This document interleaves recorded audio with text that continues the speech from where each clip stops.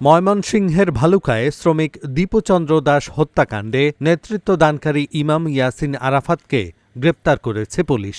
বুধবার বিকেলে ডিএমপির সহযোগিতায় ডেমরার শারুলিয়া এলাকা থেকে তাকে গ্রেপ্তার করা হয়। অতিরিক্ত পুলিশ সুপার মোহাম্মদ আবদুল্লাহ আল মামুন জানান, 18 ডিসেম্বর রাতে পাইওনিয়ার ফ্যাক্টরির গেটে স্লোগান দিয়ে লোক জড়ো করার পেছনে মূল ভূমিকায় ছিল ইয়াসিন। উত্তেজিত জনতাকে ধর্ম অবমাননার উস্কানি দিয়ে দীপুকে নির্মমভাবে মারধর করার পর দীপুকে হত্যা করে তার নিথর দেহ রশি দিয়ে টেনে হিচড়ে স্কয়ার মাস্টারবাড়ি এলাকায় নিয়ে যাওয়া হয়। সেখানে লাশ পোড়ানোর ঘটনায় সরাসরি নেতৃত্ব দেয় ইয়াসিন। ঘটনার পর থেকে আত্মগোপনে ছিল সে। এখন পর্যন্ত এ হত্যাকাণ্ডে 21 জনকে গ্রেপ্তার করা হয়েছে। গ্রেপ্তারকৃতদের মধ্যে 9 জন আদালতে 164 ধারায় স্বীকারোক্তিমূলক জবানবন্দি দিয়েছেন।